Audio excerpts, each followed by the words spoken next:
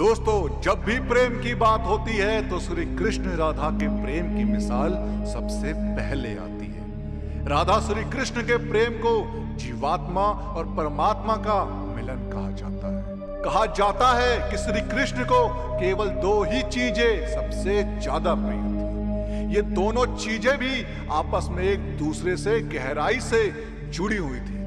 वो थी बांसुरी और राधा। लेकिन किसी को यह नहीं पता कि राधा जी की मृत्यु कैसे हुई।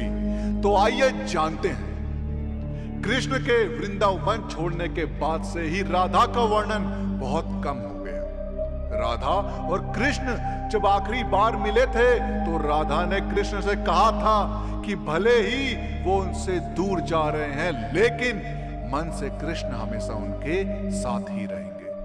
इसके बाद कृष्ण मथुरा गए और कंस और बाकी राक्षसों को मारने का अपना काम पूरा किया। इसके बाद प्रजा की रक्षा के लिए श्री कृष्ण द्वारका चले गए और द्वारकाधीश के नाम से लोकप्रिय हुए।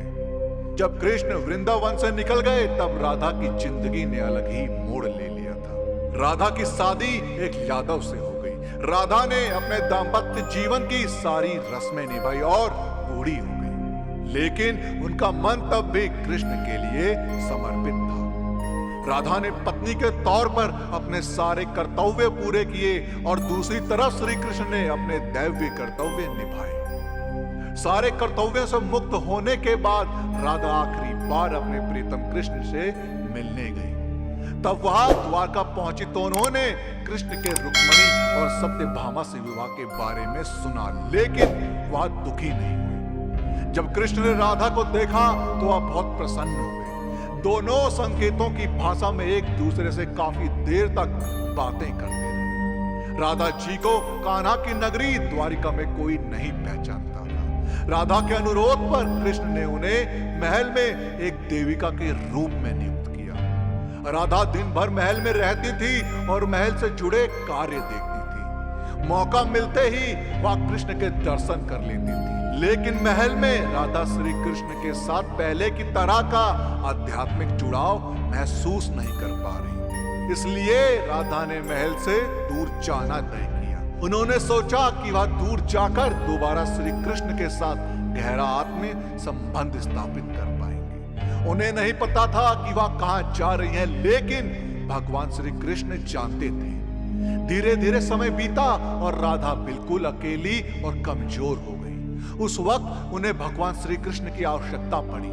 आखिरी समय में भगवान श्री कृष्ण उनके सामने आ गए। कृष्ण ने राधा से कहा कि वह उनसे कुछ मांगे, लेकिन राधा ने मना कर दिया। कृष्ण के दोबारा अनुरोध करने पर राधा ने कहा कि वे आखिरी बार उन्हें बांसुरी बजाते देखना चाहती है। श्री कृष्ण ने बांसुरी ली और बेहद सुरीली धुन में बजाने लगे। श्री कृष्ण ने दिन रात बांसुरी बजाई जब तक राधा आध्यात्मिक रूप से कृष्ण में विलीन नहीं हो गई। बांसुरी की धुन सुनते सुनते राधा ने अपने शरीर का त्याग कर दिया। हालांकि भगवान कृष्ण जानते थे कि उनका प्रेम अमर है, बावजूद वे राधा की मृत्यु को बर्दाश्त नहीं कर सके।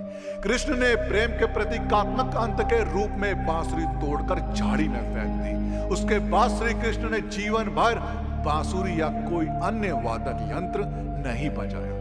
कहा जाता है कि जब द्वापर युग में नारायण ने श्री कृष्ण का जन्म लिया था, तब मां लक्ष्मी ने राधा रानी के रूप में जन्म लिया था, ताकि मृत्यु लोक में भी वे उनके साथ ही रहे।